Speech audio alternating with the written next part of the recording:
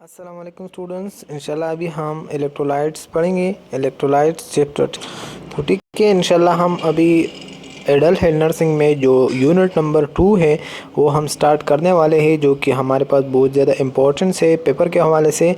और पेपर में तकरीबन 15 to 20 MCQs इसी से ही आते हैं, ठीक है। तो आप लोगों ने जो है फ्लूइड एंड इलेक्ट्रोलाइट जो बैलेंसिंग होती है तो अच्छी तरीके से प्रिपेयर करना है, ठीक है। तो आप हमारे साथ रहिए, इंशाल्लाह अभी हम जो है पॉइंट टू पॉइंट आपको क्लियर करूँगा। तो वीडियो शुरू करने से पहले आप लोगों से एक छोटी सी रिक्वेस्ट है कि आप लोगों ने अगर community nursing lecture Ahmad fan नहीं हो तो सब्सक्राइब कीजिए और लाइक कीजिए, ये हमारे लिए मोटिवेशन होती है। तो हमारे पास उसकी जो ऑब्जेक्टिव है फ्लूइड एंड इलेक्ट्रोलाइट्स के कि at the in lecture the students will be able to fluid and electrolyte balance. ये चीज़ है। हेमोस्टेसिस क्या है, पॉजिटिव एंड नेगेटिव फीडबैक क्या है, system involve in feedback mechanism क्या है, फ्लूइड रेगुलेशन मैकेनिज्म ये क्या है, और क्लासिफिकेशन ऑफ बॉडी फ्लूइड, ठीक है। तो आते हैं हम किस चीज़ पे, फ्लूइड एंड इलेक्ट्रोलाइट की बैलेंस पे, ठीक है। तो हमारे पास क्या होता है कि हमारे बॉडी में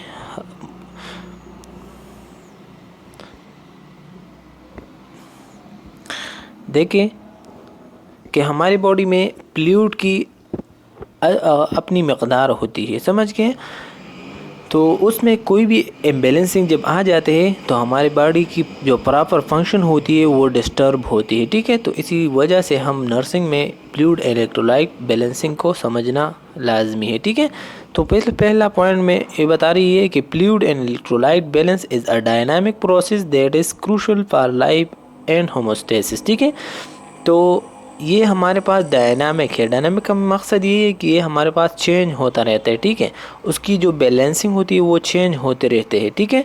किस वजह से, क्योंकि उसके लाइफ में जो है वो सबसे इम्पोर्टेंस है, समझ गए।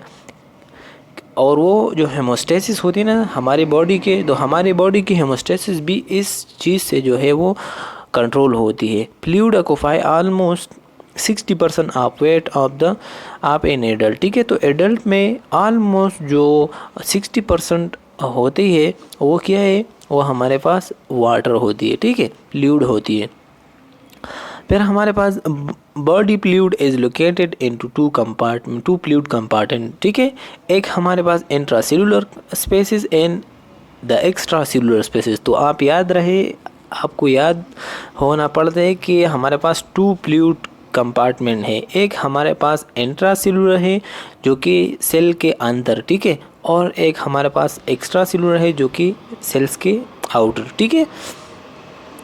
तो फिर क्या है कि electrolytes in the body are actively chemical are cation that carry positive charge and anion carry negative charge. देखिए हमारे पास इलेक्ट्रोलाइट्स होती है, एक हमारे पास केमिकली एक्टिव केमिकल है। एक्टिव केमिकल का मकसद ये है कि ये अपने साथ जो है चार्जेस लेके चले जाते हैं। फॉर एग्जांपल पॉजिटिव चार्ज जो है वो कुछ पॉजिटिव चार्ज कैरी करते हैं जो कि हम केटाइन के नाम से जानते हैं, ठीक है। तो आप याद रखें। और एनाइन भी है, तो एनाइन कैरी नेगेटिव चार्ज, समझ गया कि एनाइन किस चीज़ को कैरी करते हैं, नेगेटिव चार्जेस को कैरी करते हैं। तो ये 2-3 MCQs था कि फ्लूइड कितने बॉडी हमारी बॉडी में प्रेजेंट होती है, 60%, और फ्लूइड 2 कंपार्टमेंट में है, इंट्रासेलुलर और एक्स्ट्रा सेलुलर। इसी वजह से और अदर जो पॉइंट है, cation carry positive charge and anion carry negative charge, तो ये भी आप याद रखें। फिर हमारे पास कि the major cations in the body fluid are sodium, potassium, calcium, ठीक है।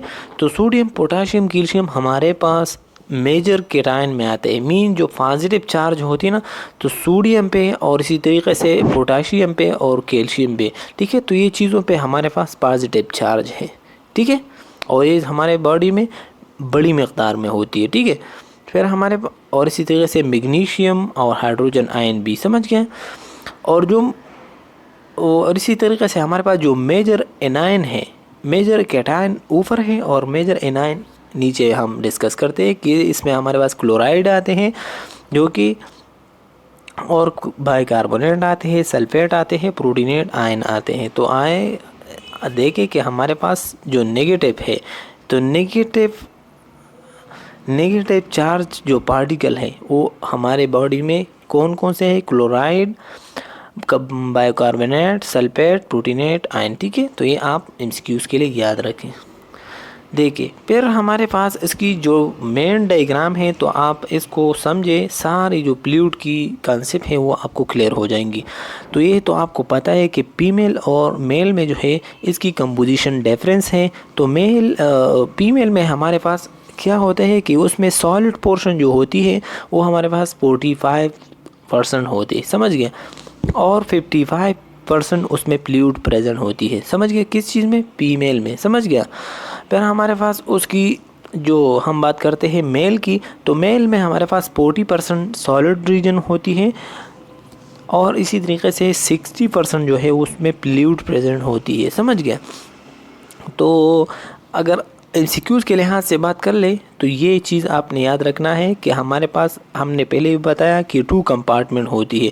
एक हमारे पास इंट्रासेलुलर जो कि यही है, और एक हमारे पास एक्स्ट्रा सेलुलर जो कि नीचे है। ठीक है, तो एक्स्ट्रा सेलुलर हमारे पास 2/3 उसमें इंट्रासेलुलर है। मीन इंट्रासेलुलर में फ्लूइड ज़्यादा है। जो 3 हिस्से होती है ना, तो 3 हिस्सों में 2 हिस्से जो है वो इंट्रासेलुलर में प्रेजेंट हैं, और जो 1/3 मीन जो 3 हिस्सों में हमारे पास एक जो हिस्सा है वो हमारे पास एक्स्ट्रा सेलुलर फ्लूइड में प्रेजेंट है।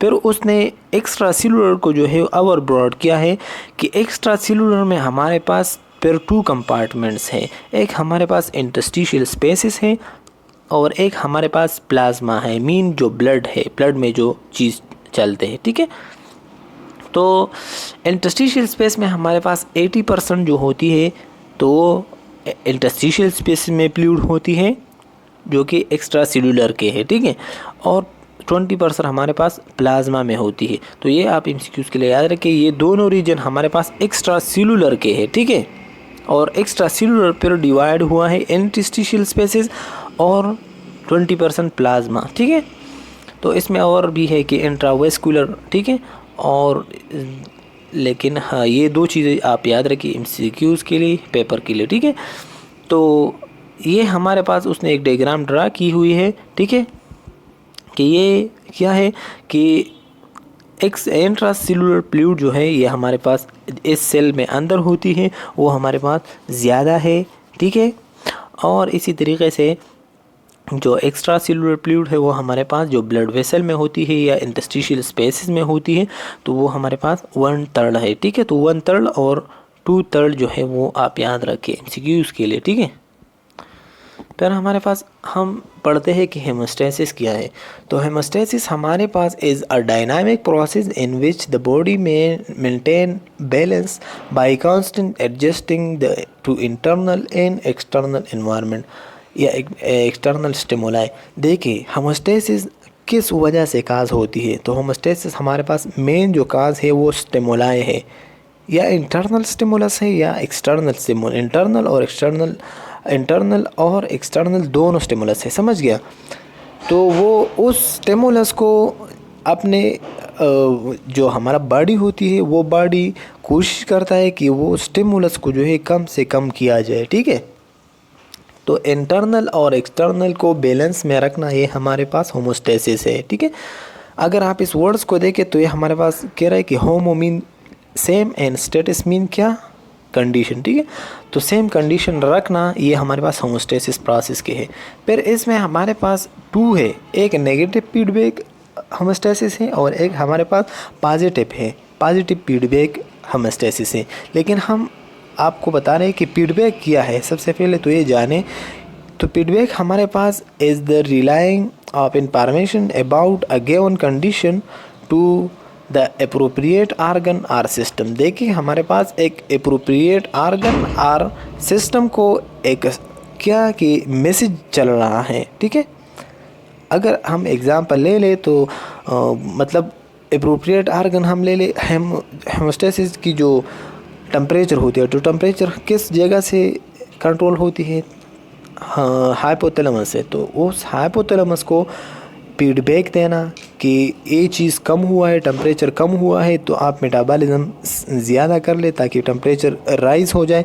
ठीक है, तो मकसद उसका है कि फीडबैक हम लेते हैं किस चीज़ के, उसकी जो आर्गन के मुताबिक। ठीक है, और फिर बाद में हम ये पढ़ेंगे कि नेगेटिव फीडबैक और पॉजिटिव फीडबैक क्या है। ठीक है, तो हमारे पास जो नेगेटिव फीडबैक है वो फीडबैक है कि negative feedback occur when the body reverse an original stimuli for the body to regain physiologic balance. ठीक है, तो जब एक एक्टिविटी चल रहा होता है और उस एक्टिविटी को मतलब रोकने के लिए हमारे जो फीडबैक है वो हमारे पास नेगेटिव फीडबैक है। ठीक है, फिर उसकी एग्जांपल भी है कि अगर एक टेम्परेचर राइज़ हुआ तो उस राइज़ होने जो नॉर्मल पॉइंट था, फॉर एग्जांपल ये नॉर्मल पॉइंट है और टेम्परेचर इससे राइज़ हुआ इस जगह तक। ठीक है, तो इस जगह से जो डिविएटेड हुआ है, जो नॉर्मल जगह से वो डिविएटेड हुआ है, तो उस नॉर्मल को लाने के लिए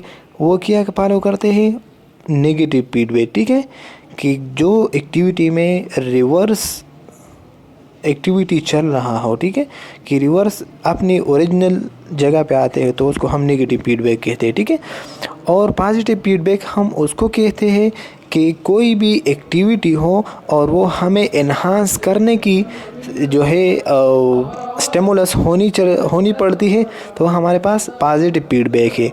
एग्ज़ाम्पल उसकी यही है कि कोई भी ब्लड वेसल जो है जब रप्चर हो जाती है तो उस जगह को जो है ब्लड क्लॉट होना शुरू हो जाती है। तो ब्लड क्लॉट तो बनते हैं, लेकिन फिर इसके लिए और भी हम एंटी जो या कोगुलेशन के लिए हम मुख्तलिफ़ किस्म के टेबलेट्स वगैरह देते हैं ताकि उसकी जो ब्लड है वो क्लॉट हो जाए। और दूसरी एग्ज़ाम्पल पॉजिटिव फीडबैक की डिलीवरी है। डिलीवरी इसी तरीके से है कि हमारे मतलब जब कोई भी वुमेन डिलीवरी के दौरान उसकी यूट्रस की contraction relaxation with the help of oxytocin हो रहा है, और वो ऑक्सीटोसिन उसकी ब्रेन रिलीज़ करता है। किस जगह से ब्रेन में, पोस्टीरियर। ठीक है, पोस्टीरियर पिट्यूटरी से वो रिलीज़ होते हैं, लेकिन वो कम मकदार में होते हैं। तो उसको कंट्रैक्शन और रिलैक्सेशन की जो एबिलिटी है, ठीक है, उसको इन्हांस करने के लिए हम एक्सटर्नली जो है वो ऑक्सीटोसिन इंजेक्ट कर लेते हैं। ठीक है, तो उस कंट्रैक्शन रिलैक्सेशन और बेबी को एक्सपेल करने में हम हेल्प देते हैं, तो उसी वजह से हम पॉजिटिव फीडबैक उसको कहते हैं। लेकिन उसमें मकसद क्या हुआ, मकसद यही है कि एक एक्टिविटी चल रहा होता है और उस एक्टिविटी को हम और भी स्पीड अप करने के लिए हम पॉजिटिव फीडबैक करते हैं। ठीक है,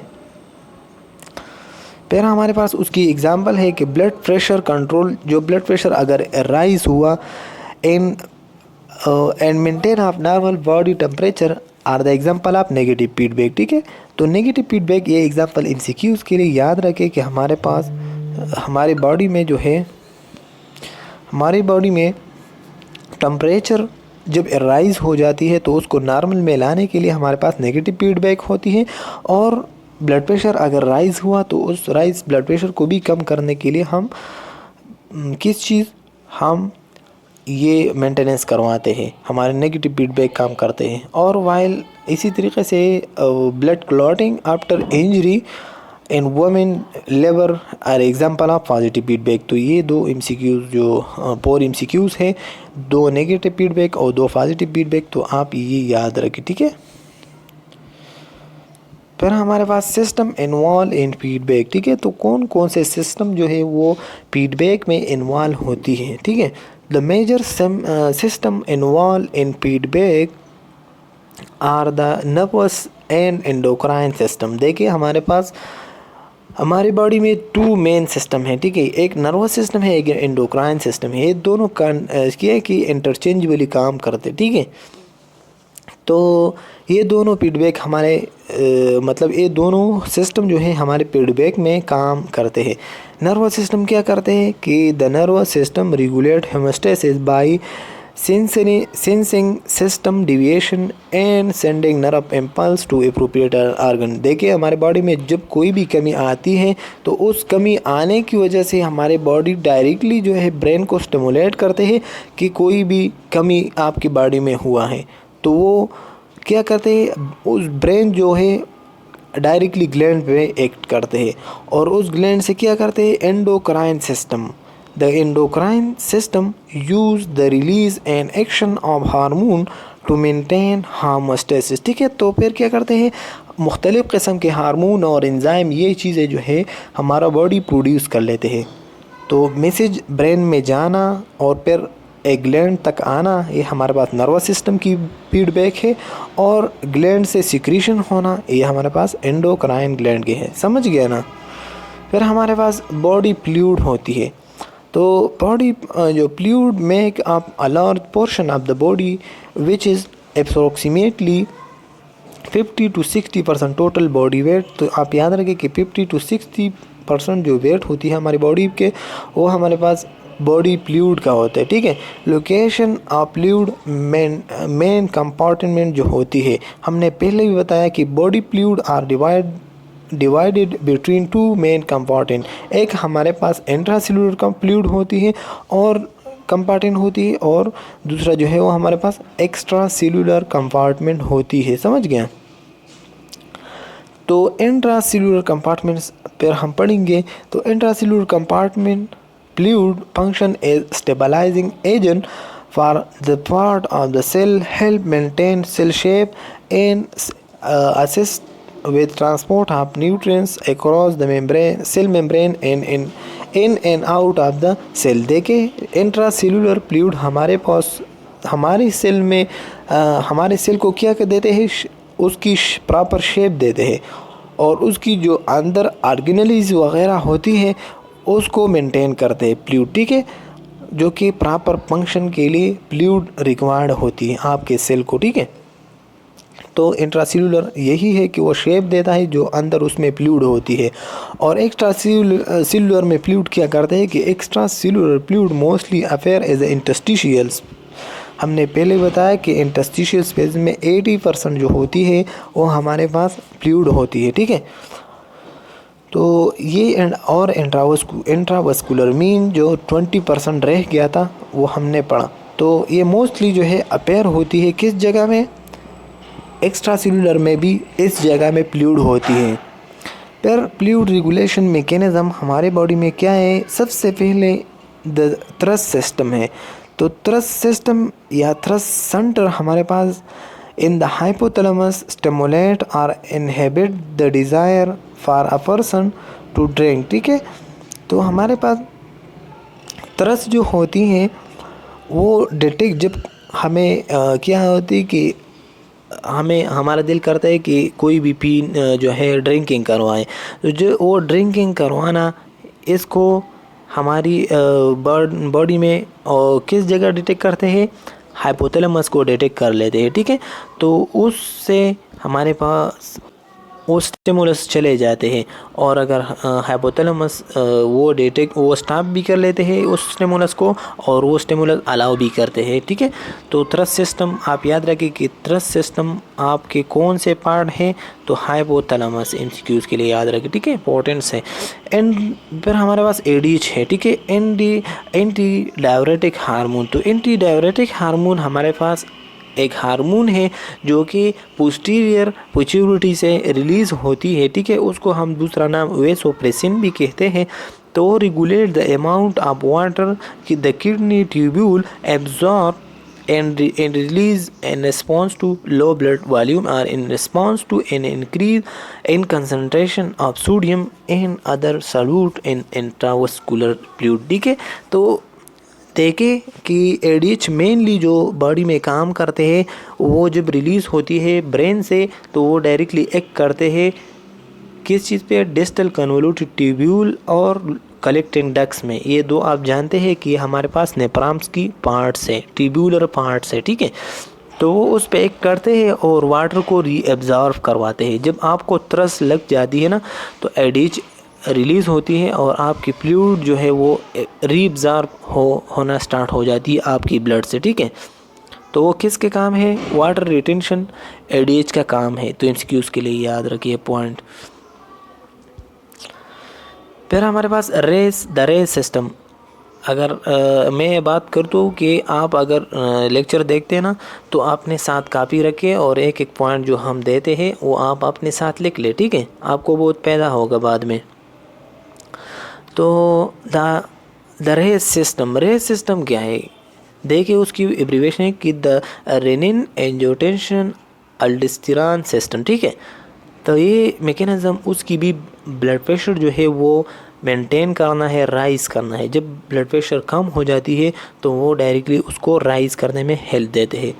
the renin angiotensin अल्डोस्टेरोन system control fluid volume in which when the blood volume decrease. देखें कि ब्लड वॉल्यूम जब डिक्रीज होती है तो वो डायरेक्टली रिलीज़ हो जाती है किस चीज़? RAA सिस्टम, ठीक है। मतलब रेस सिस्टम, उसको हम रेस सिस्टम कहते हैं। Blood flow to the renal juxtamedullary apparatus is reduce there by activating the RAS system, ठीक है। तो जक्स्टा ग्लैमुलर apparatus जो होती है ये हमारे पास BP को मेंटेन करते हैं। जब उसको पता चलता है, ये हमारे पास नेफ्रॉन की फर्स्ट पार्ट जो होती है, मतलब जो कैप्सूलर पार्ट होती है ग्लैमेरुलस, तो उस जगह ये रिसेप्टर जो है प्रेजेंट होती है apparatus, ठीक है, जक्स्टामेडुलरी apparatus।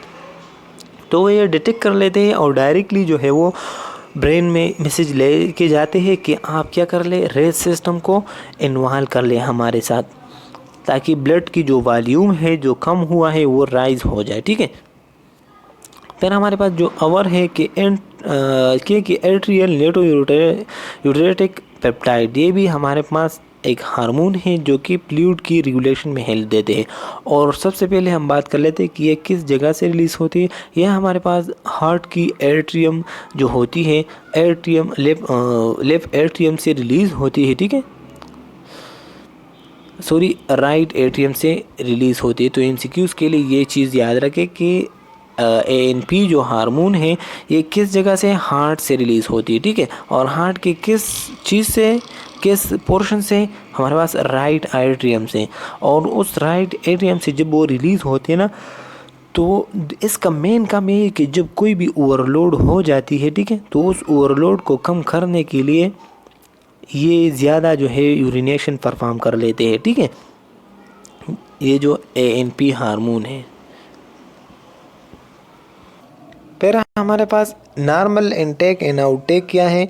तो डेली जो इनटेक हम करते हैं, an adult human at rest take approximately 2500 या 250 मिलीलीटर, मतलब मिलीलीटर आप फ्लूइड डेली, ठीक है।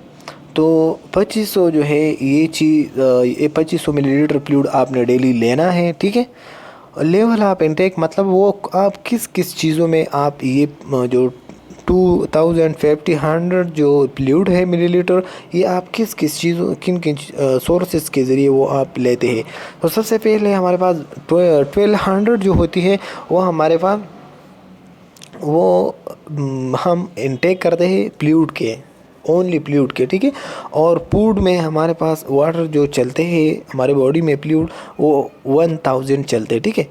और इसी तरीके से मेटाबॉलिक प्रोडक्ट्स जो 30 इसने 30 लिखे है, लेकिन ये हमारे पास 300 मिलीलीटर है, ठीक है।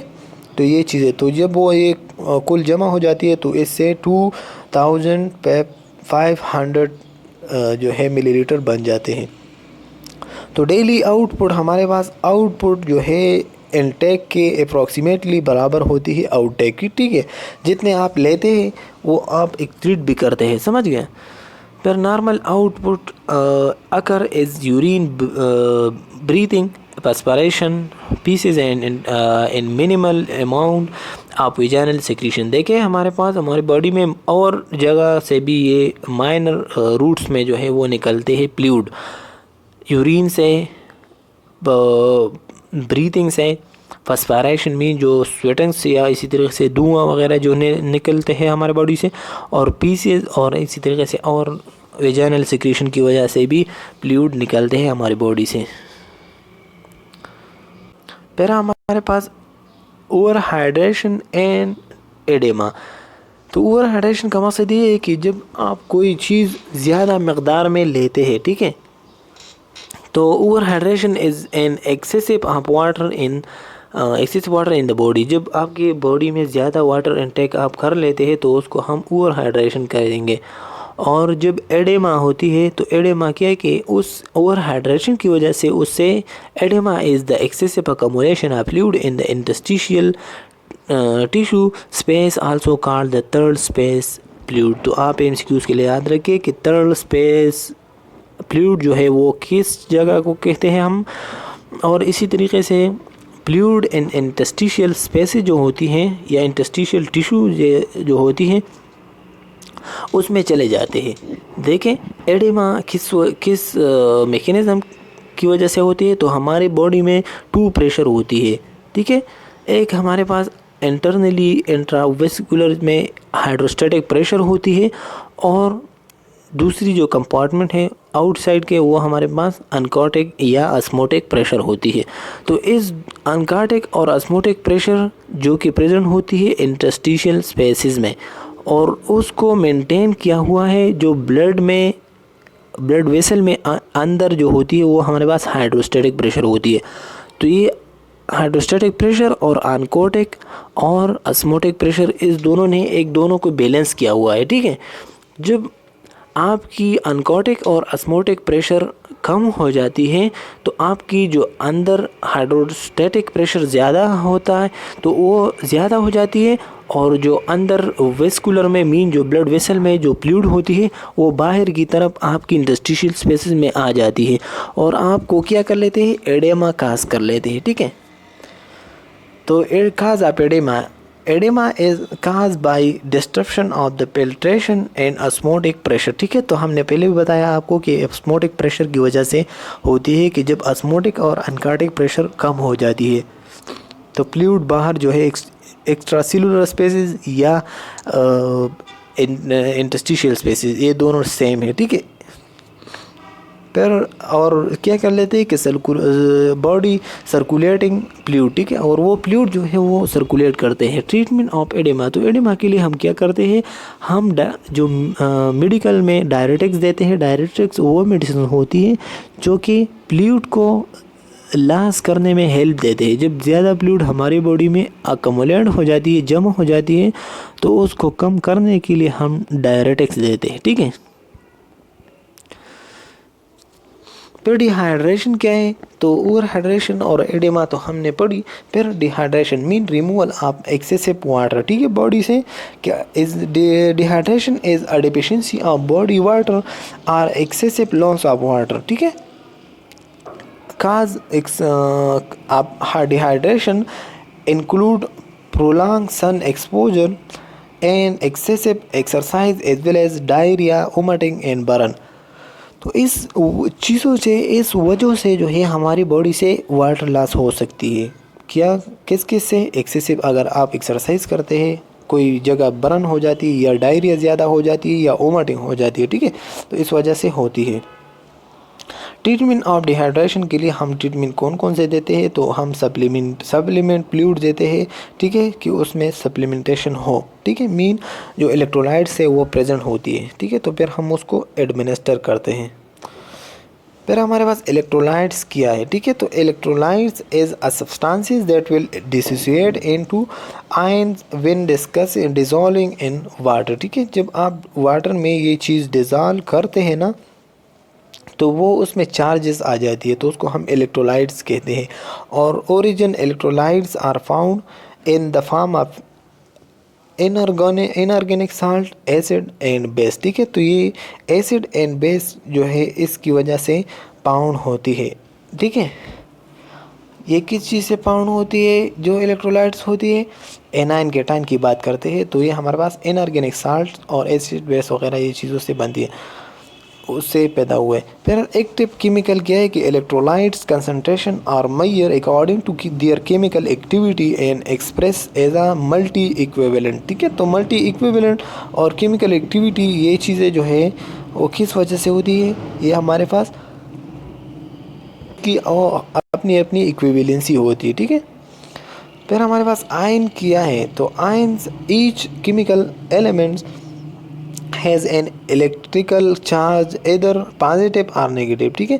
तो उसमें पॉजिटिव भी होती है और नेगेटिव भी होती है, ठीक है। आयंस, आयन ब्रॉड टर्म है और केटाइन और एनाइन ये हमारे पास नैरो टर्म होती है, ठीक है। तो इंट्रा सेलुलर इलेक्ट्रोलाइट जो होती है, ये एमसीक्यूज़ के लिए ये दोनों याद रखें कि इन important intra cellular electrolytes are potassium, magnesium sulphate and phosphate. लेकिन क्या करते हैं कि द मोस्ट डोमिनेंट केटाइन, ये आप याद रखिए कि द मोस्ट डोमिनेंट केटाइन हमारे बॉडी में इंट्रा सेलुलर में क्या होती है, ठीक है। तो इंट्रा सेलुलर इलेक्ट्रोलाइट्स में क्या पोटाशियम और फास्फेट्स हमारे बॉडी में होती है, ठीक है, ज़्यादा मकदार में। और एक्स्ट्रा सेलुलर में हमारे पास जो होती है कि importance extra cellular electrolytes include sodium chloride, calcium and bicarbonate, ठीक है। तो ये हमारे पास एक्स्ट्रा सेलुलर में प्रेजेंट होती है, समझ गए।